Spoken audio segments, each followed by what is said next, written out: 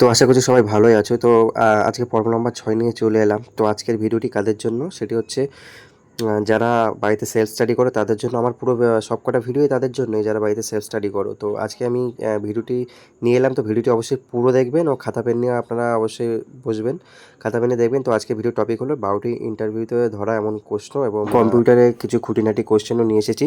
তো ভিডিওটি পুরো দেখবেন, ধৈর্য সহকারে দেখবেন, এবং যদি ভিডিওটি কোনো সমস্যা হয় তো অবশ্যই কমেন্টে জানাবেন, আমি অ্যান্সার নিয়ে আসার চেষ্টা করব। তো ভিডিওটি ধীরে স্থিরভাবে দেখুন। তো চলুন ভিডিওটি শুরু করা যাক।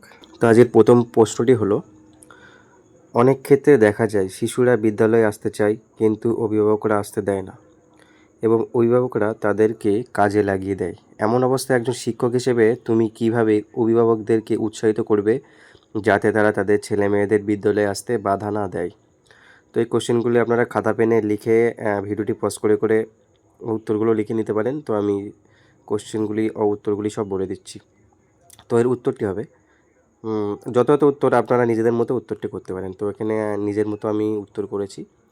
তো উত্তর হবে, স্যার বা ম্যাডাম যাই থাকবে তাকে বলতে হবে, সাধারণত দেখা যায় কিছু অভিভাবকরা মনে করেন পড়াশোনা একটি ব্যয়বহুল বিষয়, তাই তারা তাদের ছেলে মেয়েদের বিদ্যালয়ে না পাঠিয়ে অর্থ উপার্জনের জন্য ছোটোখাটো কাজে লাগিয়ে দেয়। এমন অবস্থায় একজন শিক্ষক হিসেবে আমি সেই সকল অভিভাবকদের সাথে যোগাযোগ করব এবং তাদের বোঝাবো যে বর্তমানে শিক্ষা গ্রহণ ব্যয়বহুল হয় না। সরকার বিভিন্নভাবে সাহায্য করছে যাতে শিশুরা সম্পূর্ণ বিনামূল্যে শিক্ষা গ্রহণ করতে পারে, এবং তাদের বোঝাবো যে শিক্ষা গ্রহণ করলে তার ছেলেমেয়েরা আরও অনেক দূরে এগিয়ে যেতে পারবে। এইভাবে অভিভাবকদের বোঝাবো এবং উৎসাহিত করব যাতে তারা তাদের ছেলে মেয়েদের বিদ্যালয়ে পাঠায়। তো এটি হলো তার যথাযথ উত্তর। তো আপনারা আপনার নিজেদের মধ্যে উত্তর বানাতে পারেন।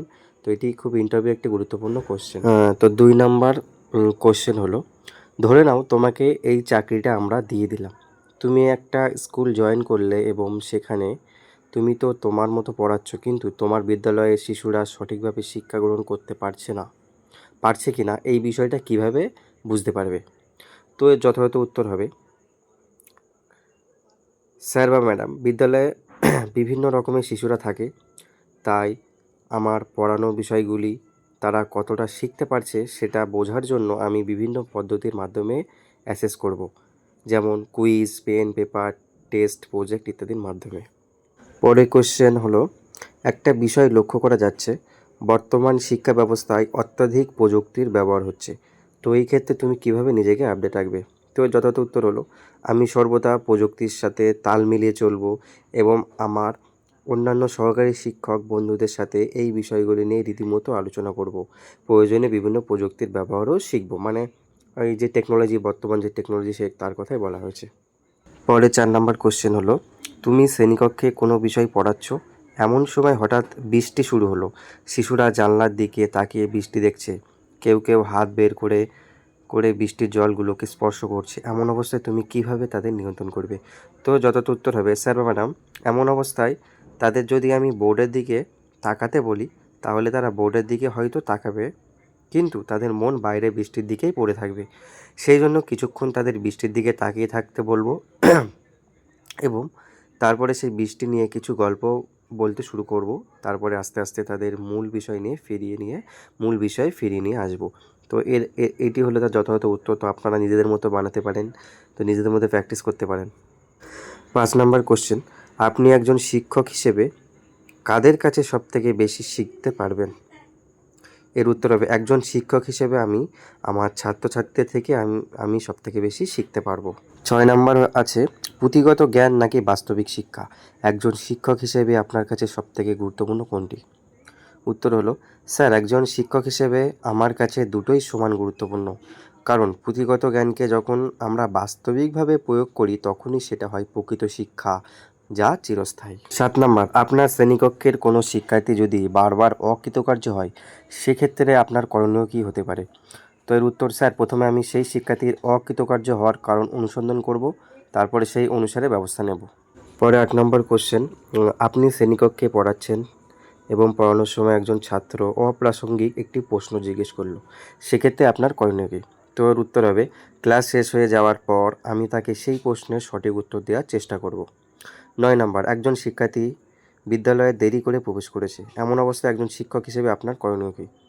আমি সেই শিক্ষার্থীকে সময়ানুবর্তিতা সম্পর্কে বোঝাবো এবং তাকে মোটিভেট করব যাতে সে পরবর্তীকালে সঠিক সময়ে প্রবেশ করে।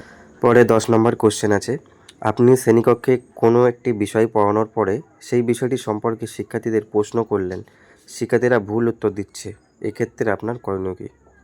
তো এর যথাযথ উত্তর হবে, এক্ষেত্রে হয়তো আমারই বোঝানোর কোনো ভুল হয়েছিল, সেই জন্য শিক্ষার্থীরা ভুল উত্তর দিচ্ছে, তাই আমি পুনরায় বিষয়টিকে সহজভাবে পদ্ধতির মাধ্যমে শিক্ষার্থীদের সামনে তুলে ধরব।